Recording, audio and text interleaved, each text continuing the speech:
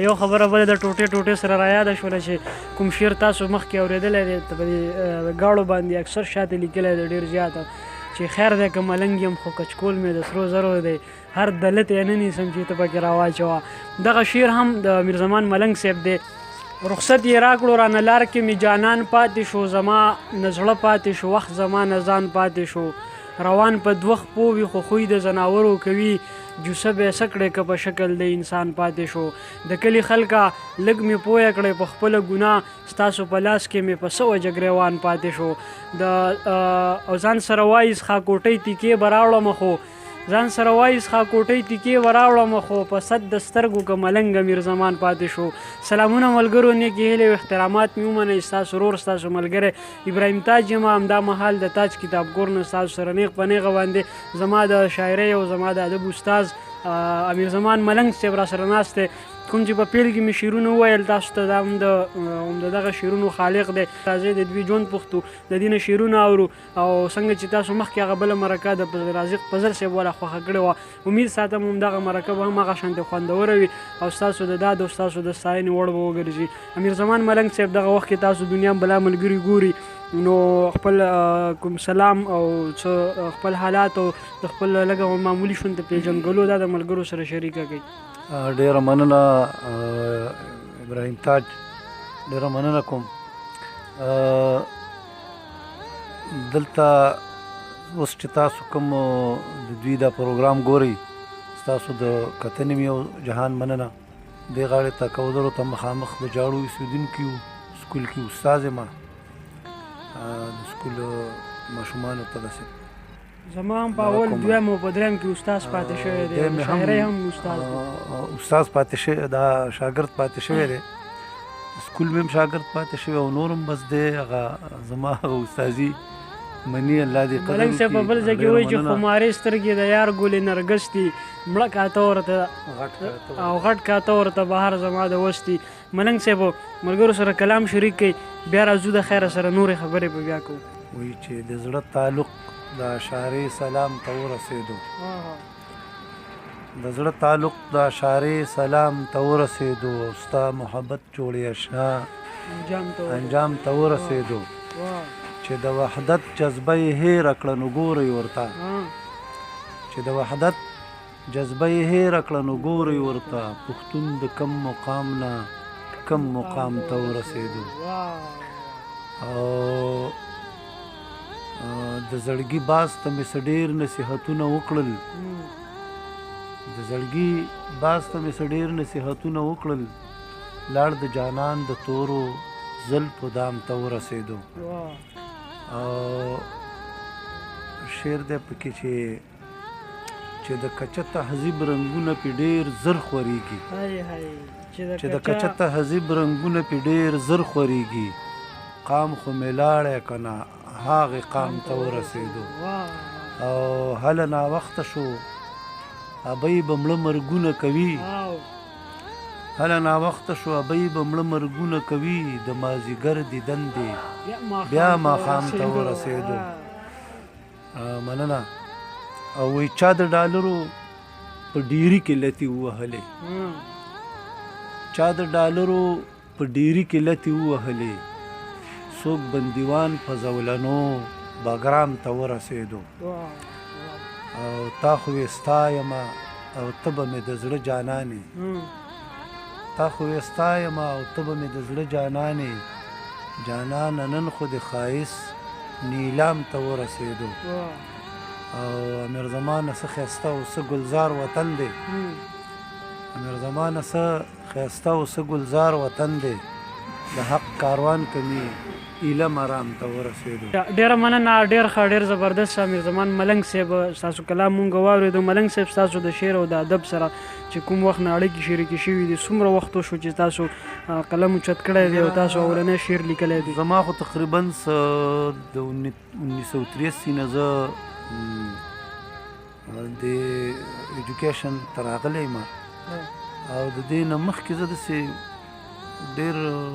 مخکینۍ خبره ده چې داسې یو څو شعرونه او داسې سمات ګډ شعرونه بیرونه ما لیکلي دا لاولي شعرونه دي چې محفل د محبت کې رقیبان دې نه راځي سپرلی چې په ګلو نو خزان دی نه راځي او دا هیڅ خبره نه ده که یار خان دي زه جړېږم هر څه زما قبول دي په جانان دې نه راځي او محفل د مینې ګرم دی هر وخت وي زمونږ منځ کې زمونږ د دواړو منځ ته بیا خفګان دې نه راځي او رقیبه زه د خپل جانان په مینه کې مفتون یم جانانه زه د خپل رقیبه زه د خپل جانان په مینه کې مفتون یم بیا ته څنګه دا وایې مرزمان دې نه راځي دا زما له اولي شعرونه و چې ما دا تقریبا د 36 سال نه مخکې به دا شعرونه ما ته لیکلي 36 سال نه مطلب لکه 38 سال قوشه بیا موږ ما ته ګوډه شاعري کړې ده که نه موږ بیا خو داسې صحیح شاعري وو په دغه 38 کالو کې تاسو ملنګ صاحب اوسه پورې یو شعري ټولګم نه ده چاپ کړی د دې وجه څه ده بس دا څه د حالاتو په وجه باندې او څه د معاشیاتو په وجه باندې زموږ شاعران ټول عمر د معاشیاتو او د حالاتو ښکاري نو هغې د دغه څیز نه پاتې شي ما مخکې هم په یو مرکه کې دا خبره کړې وه د دغه سره د فضل صاحب سره چې کله زمونږ شاعران د دوی په ژوندونې باندې موږ سره قدر نه وي خو چې کله د سترګو نه پناه شي نو بیا یې موږ له ارمان راشي بیا یې موږ له قدر راشي همدغه رنګ یې شرګړه پښتو ادبي جرګې صدر نن سبا د صدارت کرسۍ سنبالی میرزمان ملنګ صاحب چې ډېر ښه شعر لیکي ډېر ښه غږ لري ستا جادوګر حسن زما د خولې توبه ماتوي ستا جادوګر حسن زما د خولې توبه ماتوي د چا په لمسه ده زما د زړه کعبه ماتوي او چې د ښایست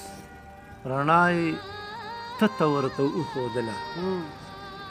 چې د ښایست رڼا یې ته ورته وښودله په ډېره قهره اوس لګیا ده آینه ماتوي ډېره مننه وایي خال د رخسار دی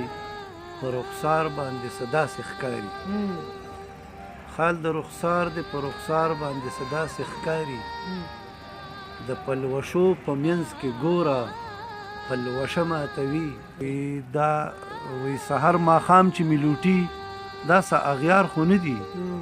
زما خپل ورور د شپې زما د کور چنه ماتوي او شعرونه خو پکې نور هم داسې څه دغه دي او وایي ملنګ زه خو په خپله ګناه نه پوهېږم وایي ملنګ زه خو په خپله ګناه نه پوهېږم په کم قصور مې د کچکول ټوټه ټوټه ماتوي واه یو خبره بله د ټوټې ټوټې سره رایاده شوله چې کوم شعر تاسو مخکې اورېدلی دی په دې ګاړو باندې اکثر شاته لیکلی دی ډېر زیاته